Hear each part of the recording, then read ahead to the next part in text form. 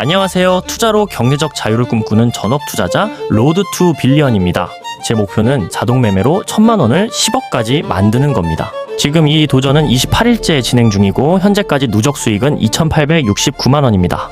어제 코스피는 1.62% 반등했고 코스닥은 무려 5.88% 급등했습니다. 그런데 두 시장을 끌어올린 자금의 성격은 완전히 달랐습니다.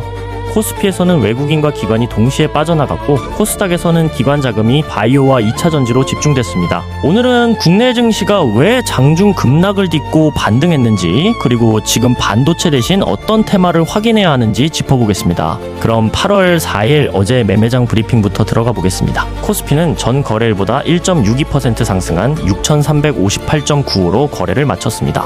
종가만 보면 전날 5% 넘게 급락한 뒤 무난하게 반등한 것처럼 보이지만 장중 흐름은 상당히 거칠었습니다. 미국 증시 강세를 반영해 1.5% 상승 출발했고 장 초반에는 6,380선까지 올라갔지만 그 상승을 이용한 매물이 나오면서 개장 30분 만에 하락 전환했습니다. 장중에는 6,080선까지 밀렸고 고점과 저점의 차이는 300포인트에 육박했습니다. 오후 들어 개인 매수세가 붙으면서 다시 상승 전환했지만 이번 반등을 외국인 자금이 돌아온 결과로 보기는 어렵습니다. 코스피에서 개인은 8,186억 원을 순매수한 반면 외국인은 3,706억 원, 기관은 5,394억 원을 순매도했습니다. 원달러 환율도 1,432.5원으로 외국인의 국내 주식 매수를 적극적으로 끌어낼 만한 환경은 아니었습니다. 지수는 올랐지만 이를 지속적으로 밀어 올릴 수 있는 외국인과 기관의 동반 매수는 확인되지 않은 겁니다. 삼성전자와 SK하이닉스의 장중 움직임이 이를 잘 보여줍니다. 삼성전자는 장중 4.8% 하락한 22만 8천원까지 밀렸다가 마감 동시호가에서 상승 전환하며 0.21% 오른 24만원의 거래를 마쳤습니다. SK하이닉스도 장중 5.36% 급락했지만 최종적으로는 0.64% 상승한 157만 7천원으로 마감했습니다.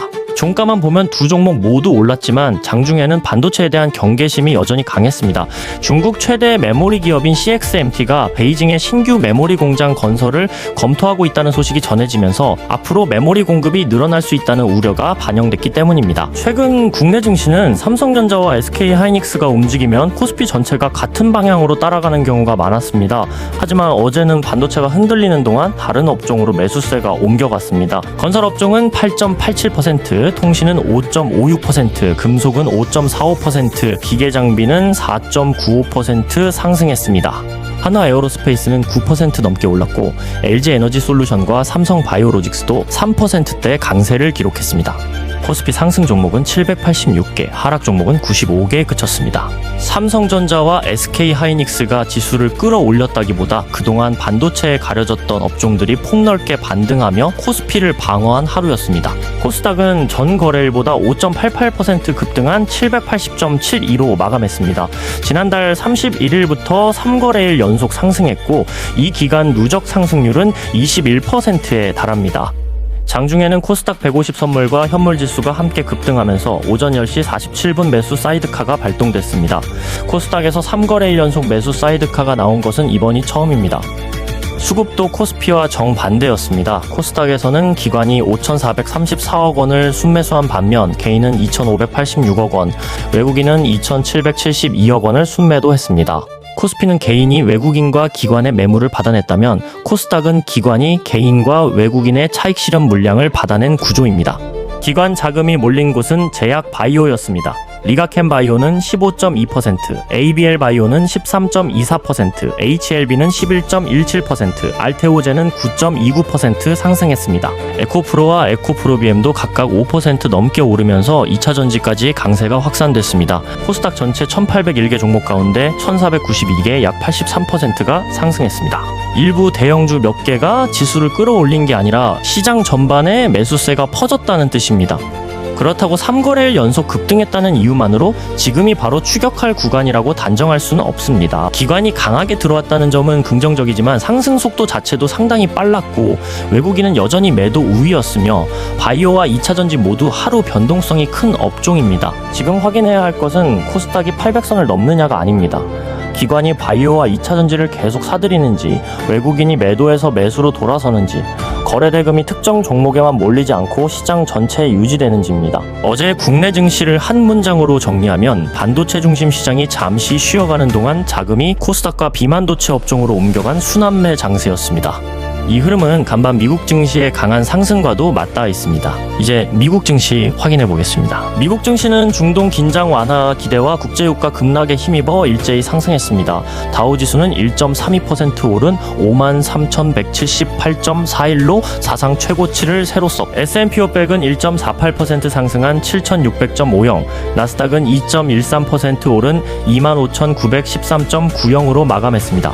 필라델피아 반도체 지수도 1.05% 상승했습니다. 이번 상승의 출발점은 기업 실적이 아니라 국제 유가였습니다. 미국이 이란에 대한 추가 공격을 보류하고 협상 가능성을 언급하면서 호르무즈 해협을 둘러싼 원유 공급 불안이 일부 누그러졌고, 브렌트유는 5% 넘게 떨어져 배럴당 82달러대로 내려왔습니다. 그동안 시장은 중동 충돌이 확대되면 유가가 물가를 다시 밀어 올리고 연준이 높은 금리를 더 오래 끌고 갈 수 있다는 시나리오를 부담스러워했습니다. 유가가 급락하자 그 부담 하나가 빠진 겁니다. 기업의 에너지 비용과 소비자 물가에 대한 걱정이 줄었고, 미국 국채에도 매수세가 들어왔습니다. 미국 2년물 국채 금리는 4.25%, 북은 10년물 금리는 4.69% 안팎으로 내려왔습니다. 단기물과 장기물이 함께 내려갔다는 것은 단순히 경기 둔화를 반영했다기보다 유가발 물가 상승과 추가 긴축 부담이 동시에 풀렸다는 의미로 해석할 수 있습니다. 금리가 내려오자 미래 실적의 비중이 큰 기술주가 가장 먼저 반응했습니다. 아마존은 시가총액 3조 달러를 처음 넘어섰고, 메타와 알파벳을 포함한 대형 기술주에도 매수세가 들어왔습니다. 다만 필라델피아 반도체 지수 상승률은 나스닥보다 낮았는데, 기술주 전반이 올랐다고 해서 반도체가 시장을 독점적으로 끌어올린 것은 아니라는 뜻입니다. 국내에서도 삼성전자와 SK하이닉스의 반등은 제한된 대신 코스닥바이오와 2차전지, 건설과 방산이 강했습니다. 한국과 미국 모두 반도체 한 업종에 몰려있던 자금이 다른 성장주와 경기 민감 업종으로 흩어지는 흐름이 같은 날 나타난 셈입니다. 달러 인덱스는 99.8 부근까지 밀렸습니다. 유가와 국채 금리가 내려가면서 달러를 강하게 사들여야 할 이유가 약해졌고, 미국과 일본의 공동 환율 개입도 엔화 매도 포지션을 일부 되돌리는 계기가 됐습니다. 그런데 달러와 금리가 함께 내려갔는데도 골드는 오히려 하락했습니다. 온스당 4,033.70달러로 0.38% 하락하며 이틀 연속 약세를 이어갔습니다. 최근에는 금리와 달러가 골드에 불리한 방향으로 움직였지만 어제는 조건 자체가 달랐습니다. 금리와 달러는 골드에 유리했지만 중동 긴장이 완화되면서 골드에 붙어있던 안전자산 수요가 함께 빠져나갔고, 나스닥이 2% 넘게 오르고 다우지수가 사상 최고치를 찍자 자금은 금보다 주식시장을 택했습니다. 어제 골드를 움직인 건 금리보다 지정학적 위험 완화와 위험자산 선호였던 겁니다. 비트코인도 62,000달러대에서 제한적인 흐름을 보였습니다. 나스닥이 2% 넘게 올랐는데도 비트코인이 같은 강도로 반등하지 못했다는 것은 자금이 위험자산 전체로 퍼졌다기보다 실적을 확인할 수 있는 대형 기술주 중심으로 몰렸다는 뜻입니다. 오늘 브리핑을 세 가지로 정리하겠습니다. 코스피는 반등했지만 외국인과 기관의 동반 매수가 없었기 때문에 아직 추세의 회복으로 단정하기는 이릅니다. 코스닥에서는 기관 자금이 바이오와 2차 전지로 이동했기 때문에 지수보다 기관 수급이 이어지는 종목을 선별해서 봐야 합니다.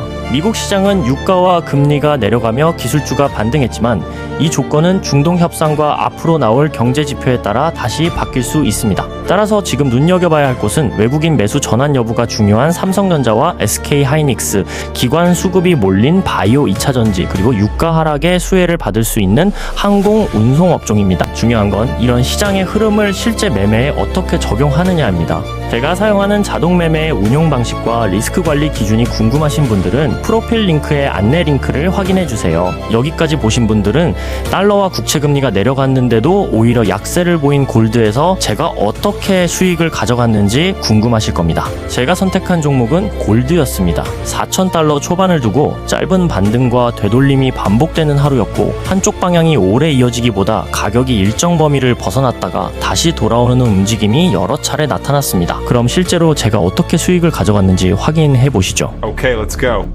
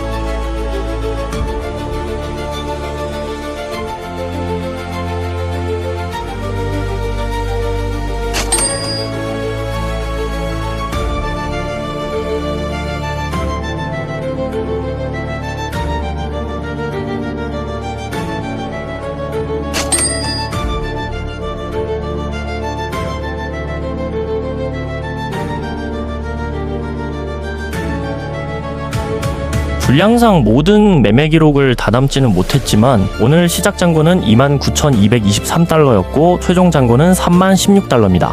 오늘 수익은 793달러가 되겠습니다. 자동 매매만으로 1,000만원에서 10억까지 갈 수 있을지 앞으로의 과정도 지켜봐 주세요. 자동 매매를 체계적으로 배우고 성장하고 싶으신 분들은 채널 하단의 링크를 확인해 주세요.